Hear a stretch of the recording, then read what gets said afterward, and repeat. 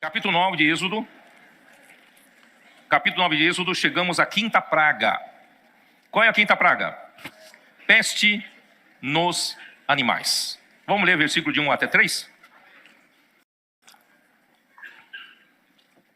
Disse o Senhor a Moisés: apresenta-te a Faraó, e disse-lhe: assim diz o Senhor, o Deus dos Hebreus, deixa ir meu povo, para que me sirva, porque se recusares deixá-los ir, eu ainda por força os detiveres, eis que a mão do Senhor será sobre o teu rebanho, que está no campo, sobre os cavalos, sobre os jumentos, sobre os camelos, sobre o gado, sobre as ovelhas, com pestilência gravíssima. Vocês perceberam que todos os animais mencionados eram usados para quê? O que vocês acham? Esses animais mencionados eram para quê? Alimento e transporte. Estou certo ou não? O rebanho serve para o alimento. Mas de vez em quando alguém mata jumento também, né? Mas aqui no Brasil não se come jumento. Mas algum lugar come, né? Mas irmãos, cavalos, também alguns comem carne de cavalo, alguma região. Mas cavalos, jumentos, camelos são principalmente para transporte. Então esses animais é como hoje os carros que você tem na garagem. Já pensou nisso? E também o meio de transporte público, metrô, ônibus, avião, né? Equivale a isso. E de repente, com essa praga, Deus parou todo o transporte do Egito. E Deus também, né, danificou o alimento. Tudo ficou parado. Você imagina, se houver uma greve metroviária aqui em São Paulo, já dá um caos, gera um caos aqui. Você imagina parar todo o meio de transporte, tá? Então, esses itens, né, podem ser incluídos na categoria da concupiscência dos olhos e da soberba da vida. Isso está em 1 João, né, 2. Vocês se lembram disso ou não? 1 João, capítulo 2. O que Deus diz? Como o apóstolo disse, né? Versículo 15: não ameis o mundo, nem as coisas que há no mundo. Se alguém amar o mundo, o amor do Pai não está nele, porque tudo que está no mundo, a concupiscência da carne, a concupiscência dos olhos e a soberba da vida, não procede do Pai, mas procede do mundo. Então Deus, com essa praga, está querendo mostrar ao povo de Deus que o mundo, todas essas coisas procedem do mundo. Então não ame o mundo. O que significa não amar essas coisas? Todas essas coisas significa, todas as coisas que há no mundo é concupiscência da carne. Eu já disse para vocês uma certa vez, né? São as paixões carnais, né? Aquele que vai do lado carnal desenfreadamente, tá? E a concupiscência dos olhos é o que nos atrai, tá? E principalmente, né, os homens, pelo menos na minha geração, antigamente era assim, não sei se hoje a geração nova é assim, a gente gostava muito de carros, né? Pra gente tudo era olhava para o carro e, né? Você imagina só a concupiscência dos olhos, e concupiscência dos olhos das mulheres que é? Hein? Estética, cosméticos, roupa, né? Bolsa? Pelo jeito você gastou uma nota com bolsa já, né? Bolsa. E o homem? Relógio. Mas eu não sei como é que um relógio pode custar tanto. Não é isso? Quanto custam esses relógios mais caros? 10 mil? Põe zero nisso, viu? Põe zero nisso. É muito dinheiro. Todo jogado fora, não é isso? Então, irmãos, a concupiscência dos olhos, por exemplo, quando você tem pouco, você conseguiu comprar um carro dos seus sonhos, para você já é o céu, né? Você atingiu o céu, olha só, eu consegui comprar. E quando você tem muito, como aqueles, vocês sabem o que eu estou falando, né? Alguns jogadores de futebol mais famosos, vamos para eles que têm dezenas, centenas de milhões, né? Alguns têm até bilhões de dólares, e não aquele, né? Tem os carros mais caros, irmão, começa a perder perder força, não faz mais sentido para eles. Olha a preocupação deles, irmãos, é cada um querer mostrar, né, ter o status de que eu tenho uma coisa que você não tem. Essa é a vaidade das vaidades. Você sabe que pessoas, quando chegam nesse nível, até mesmo quando é convidado a ir para alguma festa, você fica preocupado em o que vestir para mostrar que você tem aquilo que os outros não têm.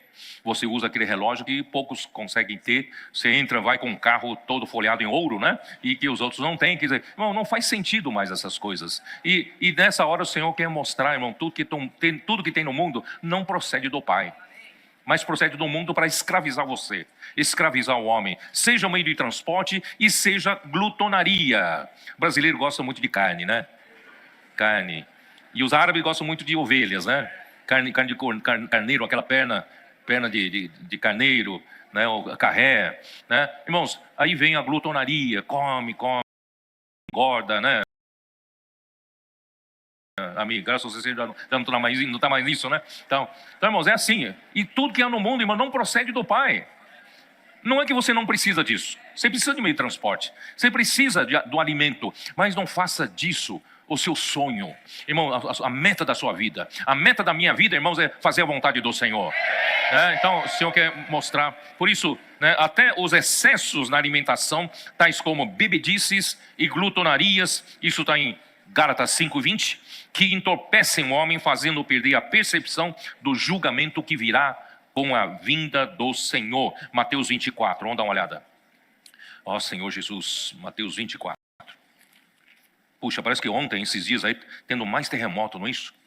Mais terremoto, parece que teve terremoto na Indonésia, terremoto em mais? Na Colômbia, né? Acabou de ter na Venezuela, não é isso? Então, irmãos, o que é isso? Ontem ainda que eu falei, Mateus 24 está em pleno vigor. Versículo 6 diz, e certamente ouvireis falar de guerras, guerra da Ucrânia, guerra no Oriente Médio, né? Fechamento do Estreito de Hormuz, guerras e mais guerras, certo? E vede, não vos assusteis, porque é necessário assim acontecer, mas ainda não é o fim. Porquanto se levantará nação contra nação, reino contra reino, e haverá fomes e terremotos em vários lugares. Irmão, isso está se cumprindo agora, nos nossos dias. Porém, tudo isto é o princípio das dores. Mas o que vai encerrar esta era? Versículo 14, e será pregado esse evangelho do reino por todo o mundo, para testemunho a todas as nações, então virá o fim. Então, o que nós estamos fazendo com as nossas tropas, exército, que são nossos adolescentes, que estão se emancipando em jovens, já estão sendo alistados no exército de Deus, fazendo parte daqueles 600 mil do censo que Deus mandou fazer por Moisés, e estão prontos para lutar para a conquista da boa terra de Canaã.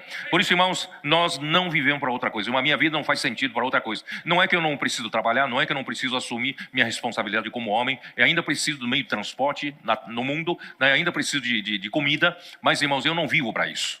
Isso o Senhor me supre, mas eu vivo para servir ao Senhor, né? Para pregar o evangelho do reino. Então aí, na verdade, saí um pouco fora, mas a partir do versículo 37, Mateus 24, pois assim como foi nos dias de Noé, também será a vinda do Filho do Homem, porquanto assim como nos dias anteriores ao dilúvio, comiam, bebiam, casavam e davam-se em casamento, sabe, todo tranquilo, só pensando nas coisas do mundo, né, em ter carro, relógio, bolsa, né, e tal, e vamos nos alegrar, vamos comer, vamos beber, né, irmãos. Aí, o que aconteceu? Até ao dia em que Noé entrou na arca, e todos morreram, todos pereceram, e não o perceberam, senão quando veio o dilúvio, e os levou a todos. Assim será também a vinda do Filho do Homem. Portanto, irmãos, não ame essas coisas do mundo. Se eu te dar um carro bom, graças a Deus, não o idolatra. Certo? Eu gostava tanto do carro, irmão, quando eu consegui comprar, vocês lembram do lançamento do Chevette, acho que só a turma mais velha sabe, né? Quando lançou o Chevette, eu consegui comprar um Chevette, né? E aquele Chevette era meu ídolo. Coloquei roda de magnésio, vidro, né? Fumê, né? E, sabe, Todo final de semana estava limpando, lavando, lustrando ele. Meu bezerrinho de ouro. Aí, o que o Senhor fez? Meu pai teve um problema no negócio dele, precisou da minha ajuda vendendo o carro para pagar as dívidas dele. O Senhor tirou esse bezerro de ouro de mim. Por isso, Senhor, não coloque seu coração nessas coisas. Se o Senhor te dá um bom carro, agradeça ao Senhor. Se o Senhor te dá um carro que dá para andar, agradeça ao Senhor. Se o Senhor te dá um transporte coletivo, agradeça ao Senhor, né? Você tem pernas para andar pelo menos, certo? Então, irmãos, nós não somos para essas coisas. Se o Senhor me dá uma boa casa para morar, se o Senhor me dá uma bolsa boa para usar, uma boa mochila para usar, para trabalhar para o Senhor, irmão, tá ótimo, tá? Não coloque o seu coração nessas coisas. E o Senhor, no versículo 4, o Senhor fará distinção, né? Vamos lá. Eu preciso avançar, senão não termino. Versículo 4. Estou lendo Gênesis aqui. Versículo 4. E o Senhor fará distinção entre os rebanhos de Israel e o rebanho do Egito, para que nada morra. É isso, né? Para que nada morra de tudo que pertence aos filhos de Israel. Irmãos, na grande tribulação, apesar de a nação de Israel não fazer o que agrada ao Senhor nesses últimos tempos, vocês se lembram quando Jesus apareceu? Quem perseguiu o Senhor Jesus e quem matou foram os líderes judeus, tá? Ainda assim, eles são o povo escolhido de Deus. Deus ama esse povo, tá? Por isso lá em Apocalipse 7:4, Deus ainda preservará os remanescentes. Apocalipse 7:4. Assim como o Senhor vai levantar 144 mil vencedores entre nós, na igreja, o Senhor também vai guardar os 144 mil do povo de Israel, tá? Então, versículo 3, vamos dizer assim, versículo 3, dizendo, não danifiqueis nem a terra, nem o mar, nem as árvores, até selarmos na fronte os servos do nosso Deus. Então, ouvi o número dos que foram selados, que era 144 mil de todas as tribos de Israel. Da tribo de Judá foram selados 12 mil. Da tribo de Ruben, 12 mil. Da tribo de Gade, 12 mil. Não vou ler mais o resto. Então o Senhor vai selar os 144 mil no final desta era, porque é povo de Deus aqui na terra. E para nós, irmãos, no capítulo 14 de Apocalipse, né? Já li ontem, no versículo 1, olhei e eis o Cordeiro em pé sobre o Monte Sião. Quem está no Monte Sião? Né? E esse Monte Sião é no céu. E com ele 144 mil tendo na fronte escrito o seu nome e o nome de seu pai. Eles são os seguidores do Cordeiro. Então hoje, irmão, nós seguimos o Cordeiro, né? Por onde quer que vá. Não corremos atrás desses carros, desses transportes, corremos atrás de glutonaria, bebedice, não corremos atrás das coisas do mundo, nós corremos atrás do Cordeiro. Por onde quer que ele vá, nós estamos lá. Irmãos, é impressionante como o número dos que estão seguindo o Cordeiro está aumentando cada vez mais, né? Os irmãos que organizaram a conferência em São José dos Campos, eles tiveram que chegar a dizer para os irmãos, não cabe mais. Eles rejeitaram várias inscrições, não é isso? Várias inscrições. Qual era o limite lá? 850 pessoas. E havia, na última hora, o brasileiro deixa sempre para a última hora, né? Na última hora, muitos pedidos de inscrição que foram rejeitados, porque não cabia mais, era até nosso contrato para o lugar que nós alugamos, não podemos colocar mais pessoas do que aquilo. Então, irmãos, isso mostra, irmão, e ontem era um evento, né, uma conferência, uma reunião de 4 horas só. E por 4 horas, irmãos, pagam preço, né? Energia, tempo, dinheiro para estar lá. Por quê? Porque são seguidores do Cordeiro. Então esse número está aumentando cada vez mais. Já estou ouvindo que vários desses valentes de Davi vão também para a Colômbia, né? É isso. Os irmãos da Colômbia é bom se prepararem também lá, né? Senão, tá. Muito bem, vamos lá. Aí vamos para o versículo 7, versículo 5, vamos lá. Senhor Jesus.